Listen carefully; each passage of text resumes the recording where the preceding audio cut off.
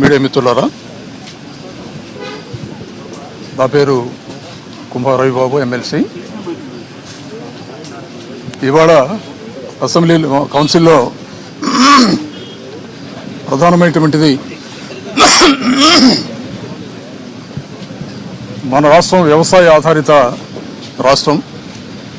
రాష్ట్రంలో 85% ప్రజలందరూ కూడా వ్యవసాయం మీద ఆధారపడి జీవితాన్ని కొనసాగిస్తారు. రైతులు కావచ్చు, కౌలుదారులు కావచ్చు, రైతు కూలీలు కావచ్చు, కోట్లాది మంది వ్యవసాయం మీద ఆధారపడి జీవితాన్ని కొనసాగించే రాష్ట్రం. రాష్ట్రంలో దాదాపు 80 లక్షల ఎకరాలు సారవంతమైనటువంటి సాగుతున్నటువంటి భూములు మన రాష్ట్రంలో ఉన్నాయి. వరి సాగు చేస్తున్నటువంటి భూములు 50 లక్షల ఎకరాలు దాదాపుగా వరి సాగు అవుతుంది. వాళ్ళ 50 లక్షల ఎకరాలకు గాను 6,26,000 మెట్రిక్ టన్నుల యూరియా అవసరం. కానీ ఇవాళ రాష్ట్ర ప్రభుత్వం కనీసం 40% కూడా అవసరానికి యూరియా సప్లై చేయలేనటువంటి పరిస్థితి.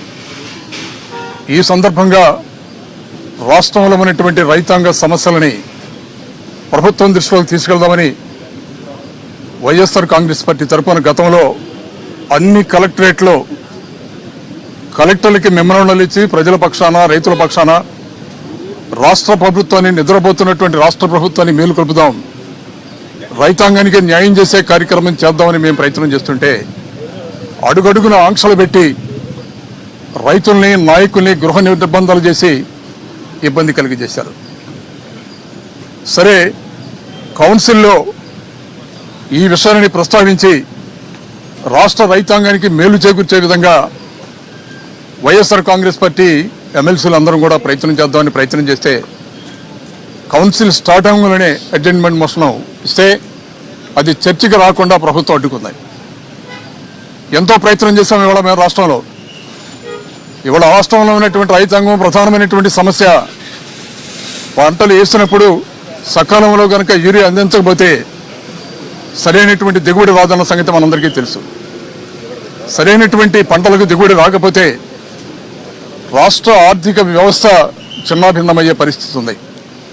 ఇప్పటికీ కూడా కనీసం 40% యూరియా కానీ, ఎరువులు కానీ లేని పరిస్థితి ఇవాళ రాష్ట్రంలో ఉంది. రైతాంగ సమస్యలు ప్రస్తావిస్తున్నా కూడా ఈ ప్రభుత్వం మొద్దు నిద్రపోతున్నటువంటి పరిస్థితి ఉంది.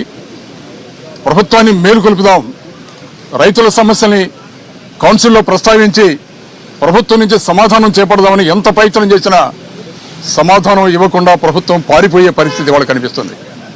ఇది చాలా దురదృష్టం.